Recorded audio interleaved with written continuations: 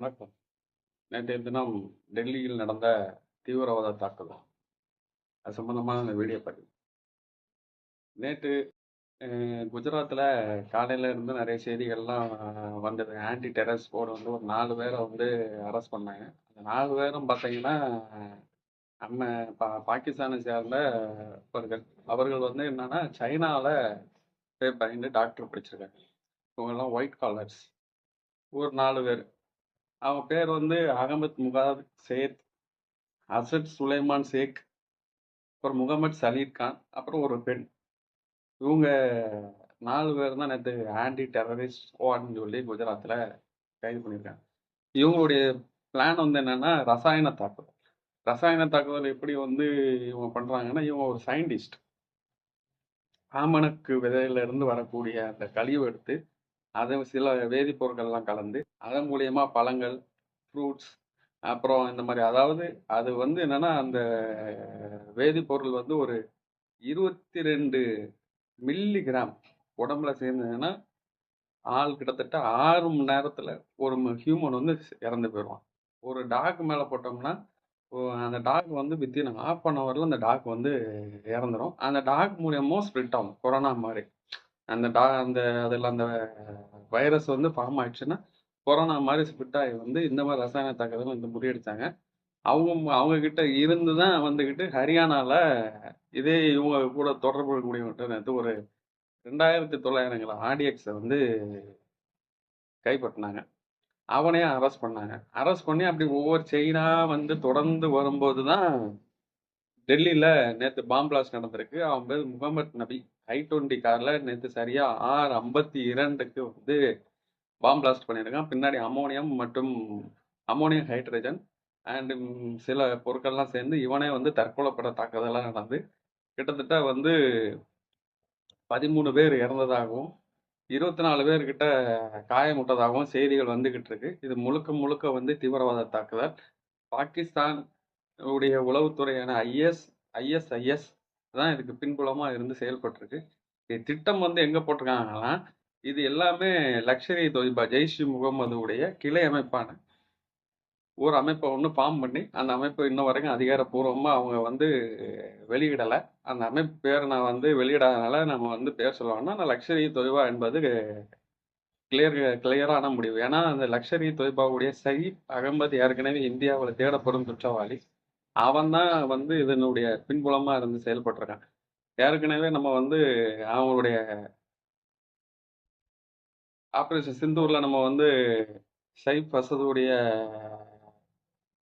Relatives எல்லாரையும் நம்ம வந்து கொன்னோம், நம்ம மீட்டியார் மிசைலை வச்சு.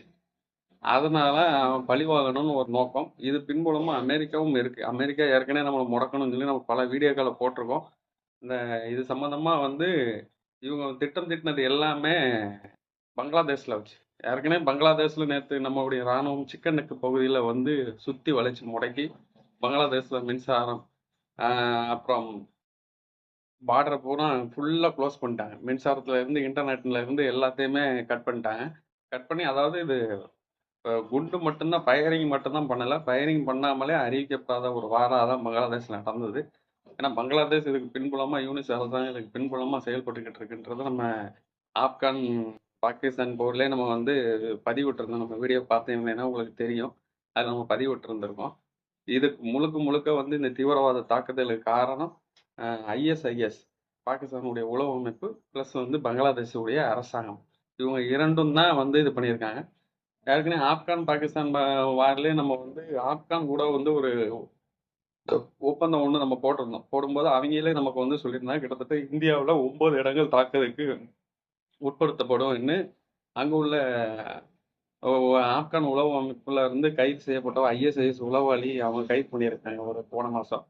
அப்போ அவங்ககிட்ட இருந்து கிடைத்த ரகசிய தகவலை இந்திய உளவுத்துறையிடம் அவங்க ஏற்கனவே கொடுத்தாங்க. அதன்படி இந்திய உளவுத்துறை வந்து திறம்பட செயல்பட்டது. ஒரு 2 மணி நேரம் 3 மணி நேரம் இவனை ட்ரேஸ் பண்ணி வரதுக்குள்ள இவன் ஆகுறான். ஆகி இந்த முகமது நபி என்பவன் I-20 கார்ல பயணிக்கிறான். பயணிச்சு இவனை தான் நெருங்குறாங்க தெரிஞ்ச உடனே தற்கொலைப்படையா மாறி பிளாஸ்ட் பண்ணியிருக்கான். எது எப்படியோ இந்தியா பங்களாதேஷ் வார் வந்து நடக்க போகுது. நம்ம கிட்ட செமையா வாங்கி கட்ட போறான் பங்களாதேஷ்காரன். யூனஸ் அரசாங்கம் நம்ம கிட்ட வாங்கி கட்ட போகுது என்பது இந்த தற்கொலைப்படை தாக்குதல் மூலியமா தெரியுது. ஏன்னா அவங்க சும்மா கிடக்க மாட்டாங்க. நம்ம பக்ராம்ல நம்ம அடி அடின்னு போட்டு அடிச்சிருக்கோம். இரான் ஆகில்ஸை போட்டு அடிச்சிருக்கோம். ஏற்கனவே அமெரிக்காக்காரன் பின்னாடி இருந்து ஃபண்டை கொடுத்து IMF மூலியமாகவும் டைரக்டாகவும் இன்டைரக்டாகவும் நிறைய ஃபண்டு கொடுக்குறான். UK காரனும் பாகிஸ்தான் ஃபண்டு கொடுக்குறான். சும்மா கிடக்க மாட்டான். அவனுக்கு நம்மளை எதிர்க்கிறது மட்டும்தான் அவனுடைய முழு வேலை. ஆப்கானா அவனால எதிர்க்க முடியாது. ஏன்னா அவன் எல்லாம் ஒரு தாய் மக்கள், அவனுக்கிட்ட அடி வாங்காங்க. அவனை எண்ணவத்தில் நம்ம கிட்ட எவ்வளவுதான் அடி வாங்கினாலும் அவனுக்கு வந்து நம்மளை ஏத்துக்கிட்டே தான் இருக்கானுவன். சரி, என்ன செய்யறது, நம்ம போட்டு பொழக்க வேண்டியதுதான். இஸ்ரேல் மாதிரி நம்மளும் போட்டு பொழந்தாதான் என்ன நம்ம அந்த மாதிரி முன்னெடுக்கலாம். முன்னெடுத்தா நம்மளுடைய எக்கனாமிக்கல் வீழ்ச்சி ஆகும் அப்படின்னு ஒரு பார்வை ஒண்ணு இருக்கு. இன்னொன்னு, இஸ்ரேலுக்கு அமெரிக்கா சப்போர்ட். இப்ப நம்ம அந்த மாதிரி வார எடுத்தோம்னா ரஷ்யா அண்டு உக்ரைன் வார மாதிரி இது நீண்டு கொண்டு போறதுக்கு ஏன்னா உடனே வந்துருவாங்க. இங்கிலாந்துக்காரன், பிரான்ஸ்காரன், அமெரிக்காக்காரெல்லாம் உடனே வால் பிடிச்சிட்டு வந்துருவாங்க. அதுதான் அதுல ஒரு பெரிய பிரச்சனையா இருக்கு. ப்ராக்சி வாரா வச்சு நடத்தி நம்மளை காலி பண்றதுக்கான வேலைகளுக்கு செய்யறதுக்கு தான் இந்த வேலைகள். இருந்தால் உளவுத்துறை சிறப்பாக செயல்பட்டு இருக்கிறது என்பது என்னுடைய கருத்து. உங்க கருத்து என்னன்றது நீங்க கமெண்ட் பாக்ஸ்ல கமெண்ட் பண்ணுங்க. இது போன்ற தீவிரவாத செயல்களில் ஈடுபட்டவர்களை நம்ம தண்டிக்கலாம் கூடாது. ஒன்லி தண்டனை தான், கொல்ல தான் செய்யணும். அவனை பிடிக்கணும், பிடிச்சி சுட்டு கொல்லணும். இப்போ இது வந்து டைரக்டா வந்து பாருங்களேன், இந்த நேரம் நொட்டி இந்த இன்வெஸ்டிகேஷன்லாம் வந்து அப்படி பிடிச்சி கொண்டு போய் பங்களாதேஷ் பார்டர்ல வந்து நிப்பாட்டுவாங்க. பங்களாதேஷுக்கும் நமக்கும் ஒரு வருமானம் நிச்சயம் வரும். ஏன்னா அவங்களுக்கு ஏற்கனவே அவங்கள கொஞ்சம் கொடுக்க வேண்டியிருக்கு. நம்ம சிக்கனுக்கு பகுதியில் ரொம்ப ஓவராக சமசிஸ்டம் சொல்லி இந்த மேகாலயா, மணிப்பூர் இதெல்லாம் அவங்க கூடியது, பங்களாதேஷ் கூடியதுன்னு சொல்லி அவங்க ஒரு மேப்பை வந்து ஒரு 10 நாளைக்கு முன்னாடி வெளியிட்டிருந்தாங்க. அதை வந்து யாரு வந்து பெற்றாருன்னா யூனஸ், பங்களாதேஷுடைய பிரசிடென்ட் வெளியிடுறாரு. அதை வந்து ஃபீல்டு மார்ஷல்னு சொல்லி சொல்லிக் கொடுக்கக்கூடிய பாகிஸ்தான் ராணுவ தளபதி தான் வந்து அசீம் முனீர் தான் வந்து அதை போய் பெற்றுக்கொள்றாரு. இதுலயே தெரிஞ்சுக்கணும் அவங்களுடைய வன்மமானமும் வக்கர புத்தியும். நம்ம அமைதியா வாழ்ந்துகிட்டு இருக்கோம், நம்ம எல்லாரும் நட்பா இருக்கணும் நம்ம நினைக்கிறோம். இருந்தாலும் வக்கர புத்தி இவங்கள சும்மா இருக்க விடாது, நம்மளையும் சும்மா இருக்க விட மாட்டுக்கு. இந்திய அரசாங்கம், இந்திய இராணுவம் இதற்கு தக்க பதிலடி கொடுக்கும் என்பதை நான் இதன் மூலம் தெரிவித்துக் கொள்கிறேன். உங்களுடைய கருத்துக்கள் என்னன்றதை கமெண்ட் பாக்ஸ்ல கமெண்ட் பண்ணுங்க. நன்றி.